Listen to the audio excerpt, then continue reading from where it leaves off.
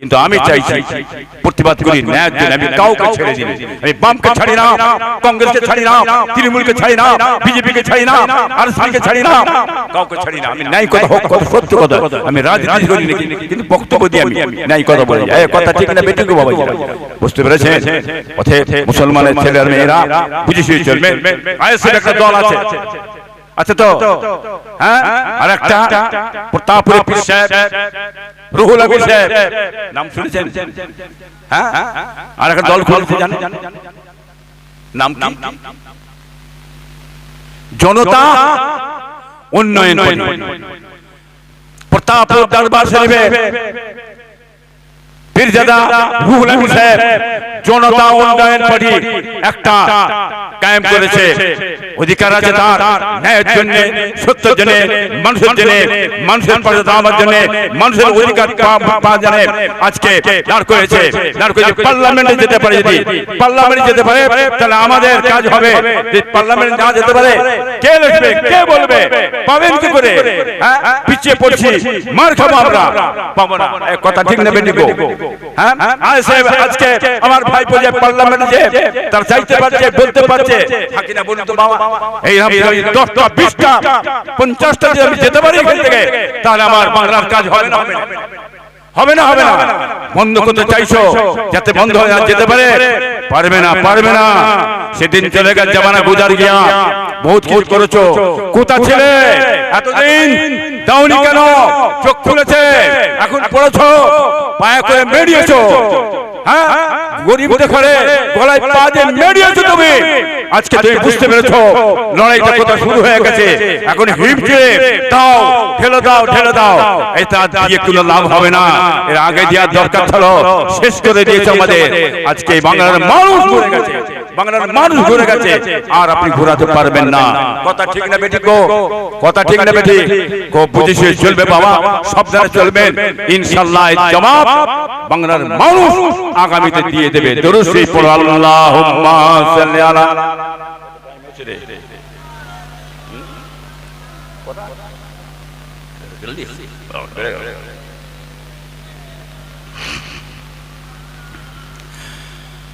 বাবাজি ভাইরা মাশাআল্লাহ, আল্লাহ নেক করেন, আল্লাহ বেঁচে রাখেন, আল্লাহ হায়াত দারাজ করেন। একসঙ্গে মিলে ঝুলে হ্যাঁ সকলের কাজ কাম করার তৌফিক আল্লাহ এনায়েত করে। বলুন আমিন। আল্লাহ সকলে যাবেন আমার বাড়ি। আমার বাড়ি চেনেন না আপনারা? চেনেন তো নাকি? গরিব মানুষ বাবা, আপনাদের ভাই, আপনাদের খাদেম বাবাজি। আমার বাড়ি যাবেন, হ্যাঁ সকলে যাবেন। কত বলেন না? আর একটা কথা বলে দিয়ে যাবো বাবাজি, অনেক মা বোনের বিয়ে শাদী হয়েছে, বাচ্চা কাচ্চা হয় না, কষ্ট পাচ্ছে।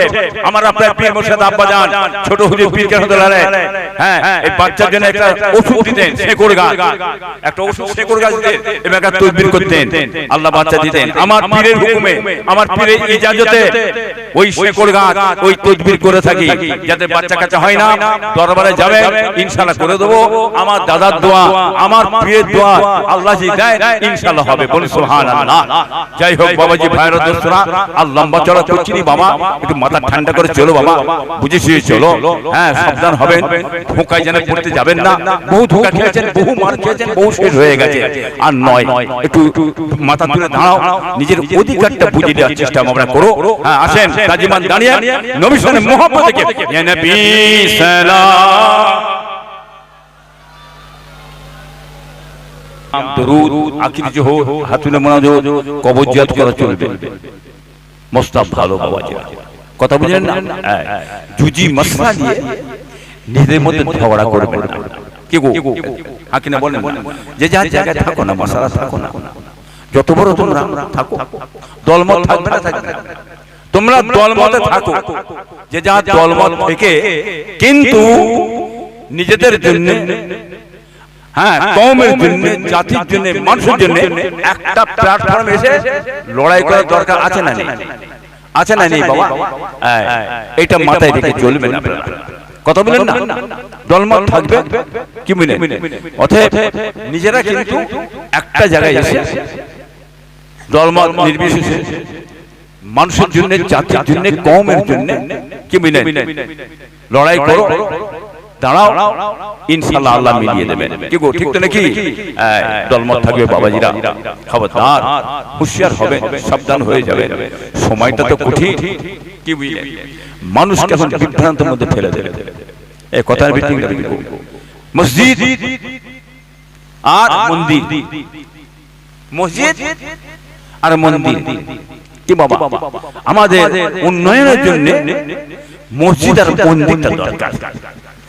মসজিদ আর মন্দির যদি পাড়ায় পাড়ায় পাড়ায় 3-4টে করে হয়ে যায়, এত উন্নয়ন হয়ে যাবে ভাইজান, খাওয়া দাওয়া সমস্ত অভাব মিটে যাবে, চাকরি বাকরি কর্ম সব হয়ে যাবে। ঠিক তো নাকি? ঠিক তো নাকি? হ্যাঁ, সেই কাজে ব্যস্ত হয়ে গেছে বাবাজিরা, বুঝতেছেন না? মন্দির মসজিদ করার জন্য আপনাদের ঘরে নিয়ে আসা হয়নি। ও কাজ ধর্মীয় ব্যাপার, যারা ধর্মকে তারা বুঝবে। আপনারা এসেছেন রাস্তাঘাট, কি বুঝলেন, বাজার ঘাট কি চলবে, বাজারে মাল জলের দাম কি বাড়ছে, বুঝতে পারছেন না? সেইগুলো ট্যাকেল করেন। কর্ম কোথা, চাকরি কোথা, শিল্প কোথা, কৃষি কোথা, কি বুঝলেন, এর দরকার আছে না নেই? এসব বাদ দিয়ে চুরি চামারি করে শেষ করে একবার মাথায় তুলে দিচ্ছেন দেশটাকে, কি বাবা, হাকিনা বলে? ঠিক তো নাকি? ও সত্য বললাম না মিথ্যে বললাম? এই সত্য কথা বললে গায়ে লাগে, লজ্জা করে না বিহায়া? হ্যাঁ, যে জিনিসটা বাস্তব তো বলছি, হাকিনা বলুন বাবাজিরা। হ্যাঁ, অতএব মুখ নাড়তে হবে, বুঝে সুঝে নাড়ার দরকার আছে, হাকিনা বলুন। আজকে মন্দির মসজিদ করছে, লাফালাফি করছে, ফেলে দাও মন্দির, ফেলে দাও। হ্যাঁ, বাবুরি মসজিদ ফেলে দিকে যাও, ভেঙে দিকে যাও, তোমার করে দিকে যাও, বাবুরি মসজিদ চলে যায়, ভেঙে যায়, ফেল দাও। গোটা ভারতবর্ষে কি নামাজ পড়ার জায়গা নেই? না, নামাজের জায়গা হবে না। গোটা ভারতটাতে বাংলার মানুষ নামাজ পড়তে পারবে। হাকিনা বলে, হাকিনা বলে মন্দির ভেঙে ফেলে দাও, দরকার নেই মন্দির। হ্যাঁ, গোটা ভারতবর্ষে পার্বণ পুজো পার্বণ, হ্যাঁ, ধর্মের কাজ হবে না, হবে না, হবে না, হবে না। তাহলে এত হুড়োহুড়ি করছেন কেন আপনি? হ্যাঁ, কার বাবার টাকা, কার বাবার টাকা নিয়ে করছো তুমি? তোমার টাকা, তোমার টাকা, ইচ্ছা মতন করছো ওটা। হ্যাঁ, তুমি করছো জনগণের টাকা, মানুষের টাকা, আমাদের ট্যাক্সের টাকা। তুমি মন্দির করে ফেললে, আমাদেরটা কই, আমাদেরটা কই? এই আমাদের চাইলেই গায়ে লেগে যাচ্ছে। হাকিনা বলুন তো মামা, হ্যাঁ, এটা চাইলেই গায়ে লেগে যাচ্ছে। খালি মন্দির আর মসজিদ হুড়োহুড়ি করছো, আর নিচয় গরিব হিন্দু আর গরিব মুসলমান, গরিব হিন্দু আর গরিব মুসলমান, এরা কি করছে? নিজেরা পড়ে তলায় পড়ে মারামারি, হুটোহুটি, গুতোগুতি, হ্যাঁ, এদের বিভাজন এরা করে মরছে। আর এনারা ওইটা লেগে দিয়ে শাহী করবে, আরামে খাবে দাবে বেড়াবে, শাহী করবে, গাড়ি চাপবে, প্লেন চাপবে, হ্যাঁ, গদিতে বসে খুব মজা করবে। আর তোমরা নিশ্চয়ই মসজিদ মন্দিরে মারামারি করো। এই কথা ঠিক না বেঠিক? হ্যাঁ, ভুল ভেঙেছে না যাই? আপনার ভুল ভাঙছে তো? হ্যাঁ, কি হলো? মুসলমানদের চাকরি নেই, মুসলমানরা চাকরি পায়নি। আগে 2% চাকরি পেয়েছে, কংগ্রেস আমলে পেয়েছে 10%, বামপন্থীর আমলে পেয়েছে 2%, এই আমলে চাকরি নেই। আছে আছে, হ্যাঁ, শিক্ষা শেষ, কি বুঝতেছেন না? শিক্ষা শেষ, চাকরি শেষ, আরো চাকরিতে বরখাস্ত হয়ে যাচ্ছে। তাহলে কি হবে? আজকে লাফালাফি করে, দাবাদাবি করে, আজ বিজেপি কে এসো, বিজেপি কে এসো, হ্যাঁ, একে নিয়ে এসো, দিয়ে আসার পরে কি হবে ভাবলেন? হিন্দু ভাইরা ভাবলেন চাকরি হবে, আমরা চাকরি পাবো, মুসলমানরা পাবে না, আমরা পাবো। আমরা পাইনি, আমাদের দরকার নেই, ছেড়ে দেন, যেটা ভাগ্যে আছে হবে। আপনাদেরটা কই? হিন্দু ভাইরা আপনাদের চাকরিটা কই সেটা দেখান। আপনারা চাকরিটা নেন না কেন? আপনারা ফসকে গেলেন কেন? আপনাদের চাকরি নেই কেন? যদি হিন্দু ভাইরা চাকরি পায় তাহলে জানবেন, তাহলে মুসলমান যদি চাকরি নাও পায়, এরা খেটে খুটো এটা চলে যাবে। চাকরি পেলে এরা টাকা কাজ কাম করাবে, দেশের কাজ করবে, সমাজের কাজ করবে, তাতেও সাধারণ মানুষ তাদের কাজ কাম করে দুটো পয়সা পাবে। আপনারা বলুন তো মামা, ঠিক তো নাকি? হাড়ে হাড়ে বুঝতে পারছো আমার হিন্দু ভাইরা কি কল খেলিয়ে দিয়েছে, বুঝতে পেরেছে? আজকে এসআর হলো, হয়েছে না হয়নি? আপনাদের রয়েছে? হ্যাঁ, শান্তি ছিল তো? শান্তি ছিল? হ্যাঁ, কি হলো? ঘুম হারাম তো? হ্যাঁ, প্রত্যেক প্রত্যেকটা মায়েরা বোনেরা সমস্ত পেরেশান হয়ে গেছে, ব্যস্ত হয়ে গেছে, চিন্তায় পড়ে টেনশনে পড়েছে। হাকিনে বন্ধু কত মানুষ মরে গেল, ঠিক না ঠিক হ্যাঁ কি হলো? নাম বাদ চলে গেল, কথা হিন্দু হয়ে যাইতে বাদ 30টা চলে গেল হিন্দু হয়, আর মুসলমানদের 600-700 করে নাম বাদ চলে যাচ্ছে। হাকিনে বলুন কি পরিবর্তন করেছেন? পরিকল্পিতভাবে সুপরিকল্পিত চক্রান্ত আপনি করালেন, আপনি সই করে দিলেন, আপনি সই করে দিলেন। এখন বলছে আমি কিছু জানি না, কিছু জানি না। বাংলার মান মেনে লয়ে তুই সই করে দিয়ে এসেছ। তোমার চাকরিজীবী যারা বসে আছে, কি যারা অফিসার বসে আছে, কার অফিসার? কার? এই বাংলারই মানুষ অফিসার, আপনার অফিসার। হ্যাঁ, ডিএম আপনার, বিডিও আপনার। কষ্ট বিপদে আপনি ফেলছেন, আপনি ফেলেছেন, আপনি ফেলেছেন। আপনার জন্য এই মানুষগুলো কষ্ট পেয়েছে।